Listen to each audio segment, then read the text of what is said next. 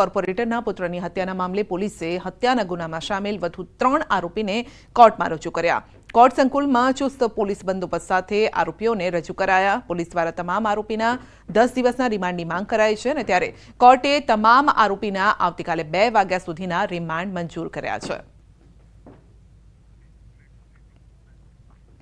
અરવલ્લીના માલપુરમાં અસામાજિક તત્વોનો આતંક સામે આવ્યો છે। માર્કેટયાર્ડમાં 2 શખ્સોએ વેપારી પર હુમલો કર્યો।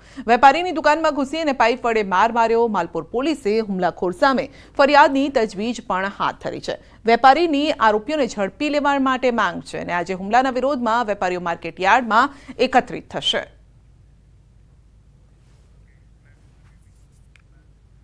ભાવનગર શહેરમાં સબ રજિસ્ટર કચેરીમાં વકીલ ઉપર થયેલ હુમલાની ઘટનાના ઘેરા પ્રત્યાઘાત પડ્યા છે, જેને જોતા તમામ વકીલ મંડળોએ કોર્ટ કચેરીના કામથી અળગા રહી વિરોધ નોંધાવ્યો।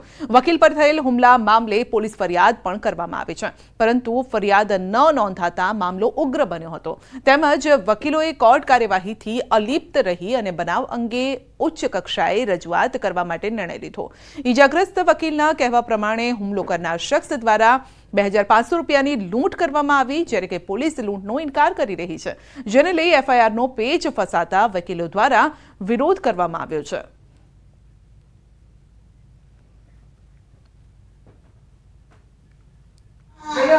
કાલે અમે દસ્તાવેજ કરીને નીચે ઉતર્યા તો પ્રોપર્ટીના જે ટેક્સ બાકી હતા તેના દ્વારા ખરીદના દ્વારા મને કહેવામાં આવ્યું કે સાહેબ આ ટેક્સ ખરેખર કાયદેસર કોણે ભરવાનો હોય, બધું વેચનારે ભરવાનો હોય। તો વેચનાર ત્યારે મારી યારે ઉશ્કેરાઈ ગયા અને જેમ ફાવે એમ બોલવા માંડ્યા। પછી ત્યારબાદ એ બધા છૂટા પડી ગયા। જેવો હું પાર્કિંગમાંથી સ્કૂટર લઈને નીકળ્યો તો મારે જેમ ફાવે ગાળું દેવા માંડ્યા અને સીધો મારી ઉપર હુમલો કર્યો કે એ તારે શું કરવાની કેવું જોઈએ કે આ ટેક્સના રકમ વેચનારે ભરવાના હોય ને માથાજી કરી ગાળો દીધી ને મને તીક્ષ્ણ હથિયાર વડે મારી ઉપર હુમલો કર્યો અને મને ઢીકા પાટુનો માર માર્યો અને મારા ખીચામાં જે 2500 રૂપિયા હતા એ લઈ લીધા, લૂંટી લીધા ને કીધું કે જા તારા ખાતે ભરાઈ ગયા થાય કરી લે। આ બનાવ સંદર્ભે એક મિટિંગ થયેલી છે અને ધર્મેશભાઈ ફરિયાદ નોંધાવવા આજે જાય છે, કારણ કે ગઈકાલે પોલીસે ફરિયાદ લેવા અંગે નિષ્ક્રિયતા જાળવી હતી। અમારા બાર એસોસિએશનના હોદ્દેદારો એમની સાથે જઈ રહ્યા છે અને આગળ પર કાયદેસર જે કંઈ કાર્યવાહી થાય તે અંગે અમે સતત અત્યારે પ્રયત્નશીલ છીએ। હવે એસજી હાઈવે પર બનશે માણેક ચોક। અમદાવાદીઓ ખાણીપીણીના શોખીન હોય છે અને જે રીતે અમદાવાદ શહેરનો વ્યાપ વધી રહ્યો છે તેમ શહેરની જરૂરિયાત પણ વધી છે અને ત્યારે હવે અમદાવાદ મહાનગરપાલિકા અમદાવાદ શહેરના પશ્ચિમ વિસ્તારમાં એ પણ એસજી હાઈવે જેવા પોશ વિસ્તારમાં પ્રહલાદનગર ખાતે ફૂડ પ્લાઝા તૈયાર કરશે અને લગભગ 6.45 કરોડના ખર્ચે ફૂડ પ્લાઝા બનાવવાનું આયોજન છે અને જેમાં અંદાજિત કુલ 28 સ્ટોલ હશે, ડાઇનિંગ એરિયા, કેટલીક સગવડો આપવામાં આવશે। આ નિર્ણયના પગલે પશ્ચિમ વિસ્તારમાં રહેતા લોકો જે માણેક ચોક સુધી જઈ રહ્યા હતા તેઓને પશ્ચિમ વિસ્તારમાં જ પ્રહલાદનગરમાં આ સુવિધા મળશે।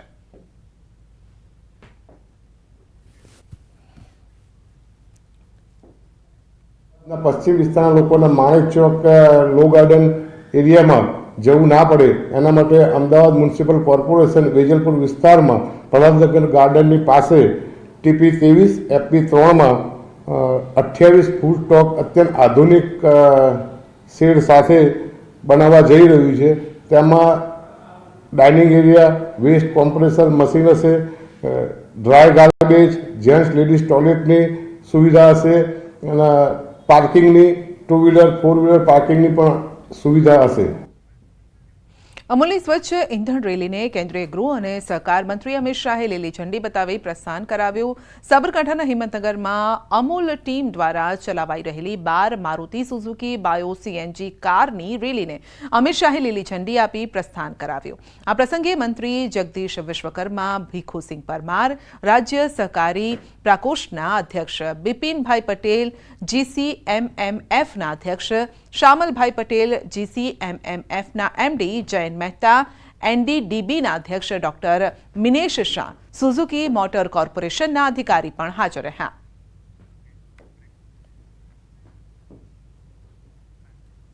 બુલેટિનમાં આગળ વધીશું નાનકડા બ્રેક બાદ।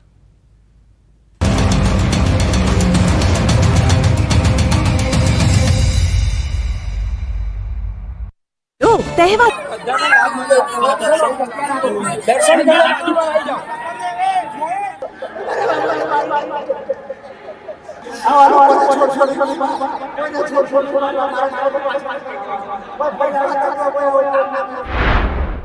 વડોદરામાં ભાજપના પૂર્વ કોર્પોરેટરના પુત્રની અંતિમ યાત્રા દરમિયાન પરિવાર સહિત આખો વિસ્તાર હિબકે ચડ્યો. એકના એક જુવાન જોત દીકરાની વિદાય જોવા વેળાએ આંસુઓનો દરિયો વહી ગયો. કોણ કોને છાના રાખે તેવો માહોલ સર્જાયો. પોતાના સંતાનને મૃત હાલતમાં સફેદ ચાદરથી લપટાયેલી હાલતમાં આવતો જોઈ પરિવારમાં રોકકળ મચી ગઈ. પિતાએ પણ પોતાના સંતાનને જોઈ આક્રંદ કરતા જણાવ્યું, પૂર્વ કોર્પોરેટરના છોકરા સાથે આવું થયું હતું તો આમ આદમીનું તો શું થાય. માં અને બહેન પણ પોતાના ભાઈને જોઈ ધ્રુસકે રડી પડી. વડોદરા શહેરના ભાજપના પૂર્વ કોર્પોરેટર રમેશ પરમારના પુત્રની અંતિમ યાત્રા નીકળી તો વહાલસોયાની અંતિમ યાત્રામાં પિતાના આક્રંદથી સમગ્ર નાગરવાડા વિસ્તાર ગમગીન બની ગયો. ચુસ્ત પોલીસ બંદોબસ્ત વચ્ચે અંતિમ યાત્રા નીકાળવામાં આવી. અંતિમ યાત્રા લઘુમતી વિસ્તારમાંથી પસાર થતા યાત્રામાં સામેલ લોકોએ હાય રે બાબર હાય હાયના નારા લગાવ્યા. નગરવાડા વિસ્તારમાં તપનની નીકળેલી અંતિમ યાત્રામાં મોટી સંખ્યામાં લોકો જોડાયા. ભારત માતા કી જય, વંદે માતરમના નારા લાગ્યા. ખાસવાડી સ્મશાનમાં અંતિમ ક્રિયા કરવામાં આવી. અંતિમ યાત્રામાં ધારાસભ્ય મનીષા વકીલ, પૂર્વ સાંસદ રંજનબેન ભટ્ટ અને ભાજપ નેતા સુનિલ સોલંકી સહિત કોર્પોરેટર સહિતના સૌ કોઈ લોકોની આંખોમાં આંસુ હતા. ધારાસભ્ય યોગેશ પટેલે પણ અંતિમ યાત્રામાં જોડાયા. મહત્વનું છે કે રવિવારની રાત્રે કુખ્યાત બિચ્ચુ ગેંગના સાગરીત બાબર પઠાણે તપનની હત્યા કરી દીધી હતી. નિર્દોષ તપનની હત્યા થયાના ગણતરીના કલાકોમાં જ પોલીસે આરોપી બાબર પઠાણ સહિત 5 આરોપીને દબોચી લઈ કાયદાનું ભાન કરાવ્યું. વેરાવળમાં દબાણકર્તાઓ પર ફરી બુલડોઝરવાળી કરવામાં આવી છે. ગીર સોમનાથ જિલ્લાના ગેરકાયદે દબાણો પર દાદાનું બુલડોઝર ફરી વળ્યું છે. વેરાવળના બંદર રોડ પર મેરીટાઈમ બોર્ડની જગ્યામાં કરવામાં આવેલા દબાણો પર બુલડોઝર ફેરવવામાં આવ્યું હતું. આ જગ્યાએ કેટલાક લોકો દ્વારા દુકાન સહિતના બાંધકામો કરી દેવાયા, જેને લઈને તંત્ર એક્શનમાં આવ્યું અને મેરીટાઈમ બોર્ડની ઓફિસથી બંદર ગેટ સુધીની જગ્યાઓમાં બુલડોઝર ફેરવીને દબાણો દૂર કરવાનું અભિયાન હાથ ધર્યું. આ અભિયાન માટે 5 જેસીબી અને 20 ટ્રેક્ટર સહિતના સાધનોને કામે લગાવવામાં આવ્યા. સાથે જ અંદાજે 80 જેટલા લોકો પણ આ અભિયાનમાં જોડાયા છે અને તે 2 દિવસ સુધી ચાલશે. આ પહેલા પણ સોમનાથના ઇતિહાસમાં સૌથી મોટા ડિમોલિશનની કામગીરી હાથ ધરાઈ હતી. શંખ સર્કલથી ત્રિવેણી ઘાટ સુધી નાના લારી ગલ્લા રોડ પરના દબાણો દૂર કર્યા છે. વેરાવળમાં 150થી વધુ દબાણો દૂર કરાયા છે. ડિમોલિશનની કામગીરીમાં 36 જેસીબી મશીન અને 70 ટ્રેક્ટર ટ્રોલી કામે લાગ્યા હતા. લગભગ 1500 પોલીસ કર્મચારીઓની હાજરીમાં દબાણ હટાવાયું. પાટણની ધારપુર મેડિકલ કોલેજમાં આશાસ્પદ પુત્રના મોતને લઈ પરિવારજનો પર આભ તૂટી પડ્યું. અનિલના મોત બાદ પરિવારે એકનો એક પુત્ર ગુમાવ્યો. મૃતકના પરિવારમાં અનિલ સૌથી નાનો હતો અને તેને 2 મોટી બહેન છે. એક બહેનના ફેબ્રુઆરીમાં લગ્ન છે.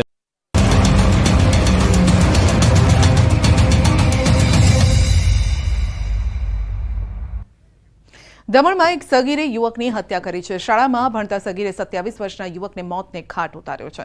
સગીરે તીક્ષ્ણ હથિયાર વડે યુવકની કરપીણ હત્યા કરી છે.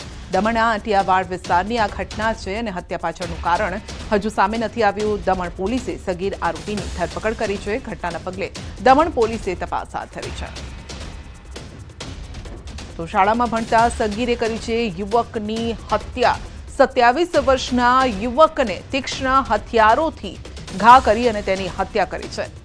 જો કે કયા કારણસર આ મામલો હત્યામાં પરિણમ્યો છે તે કારણ હજુ સામે નથી આવ્યું, પરંતુ પોલીસ તપાસ ચાલી રહી છે. પોલીસે સગીરને પકડી પાડ્યો છે, પરંતુ સગીરના હાથમાં આ હથિયાર કેવી રીતે આવ્યું એવી કઈ બાબત હતી કે જેના કારણે મામલો હત્યામાં પરિણમ્યો છે. વધુ અપડેટ મેળવીશું સંવાદદાતા ભરત પાસેથી. જી ભરત, શું અપડેટ ને મામલો શું છે આખો?